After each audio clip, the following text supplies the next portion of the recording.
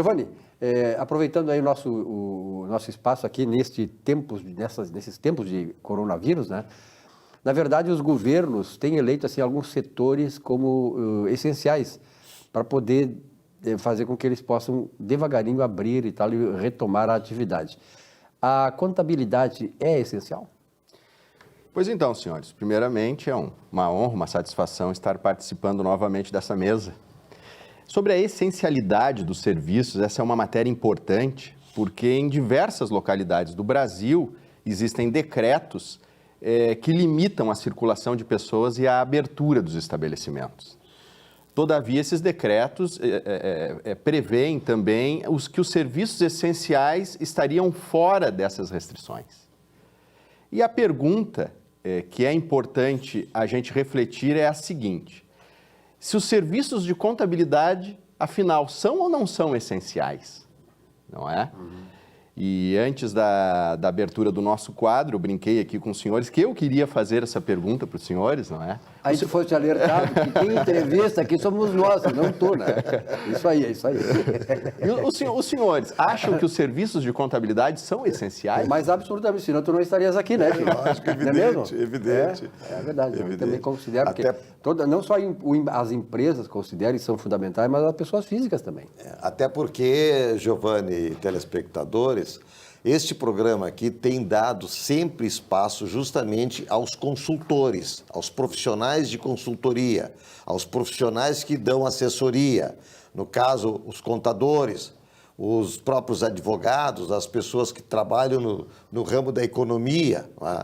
Porque, evidentemente, numa situação dessas, em que a legislação ela muda todos os dias, não é, Giovanni? Nós fizemos outro dia aqui uma entrevista falando contigo sobre o prazo dos registros dos livros contábeis, não é? A questão de publicação, de balanço, registro, isso é que estava em descompasso cronológico. O que aconteceu? 2 dias depois que nós falamos sobre isso e que tu fizeste uma excelente explanação, o governo federal baixou um decreto adequando esses prazos.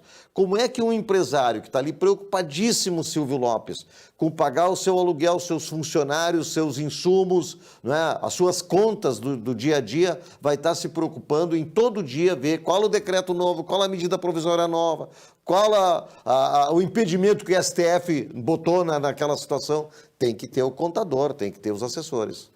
Pois então, os escritórios de contabilidade, via de regra, um exemplo de um serviço que é prestado, elabora as folhas de pagamento das empresas, não é?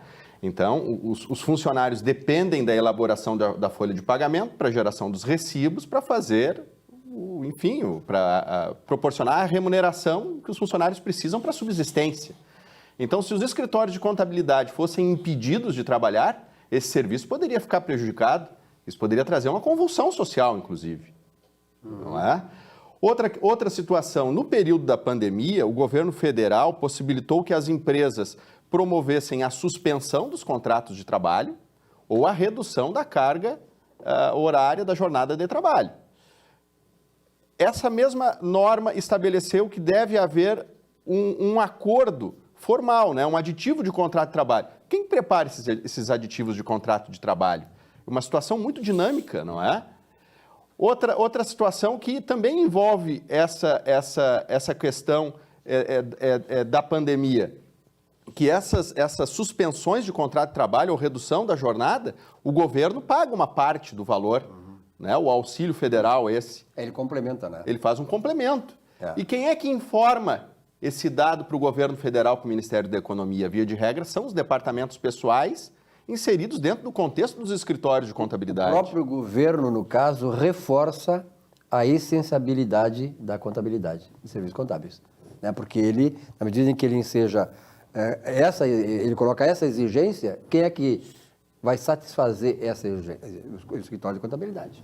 Nós temos mais exemplos, né, Giovanni? O Fundo de Garantia, que foi postergado o recolhimento, o Banco de Horas, que estendeu também até 18 meses, as guias de recolhimento da Previdência Social, as demais guias, as demais, a própria declaração de renda. Quer dizer, se o contador não for, o escritório de contabilidade, o contador não for considerado uma atividade essencial, então realmente pode fechar a empresa, porque a empresa não vai conseguir gerir essa burocracia toda, que muda todos os dias e muito mais agora, se não tiver esse profissional ao lado dando todo o suporte.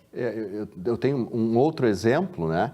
Um outro exemplo que também é muito importante, várias empresas estão necessitando de financiamentos, de empréstimos perante as instituições financeiras.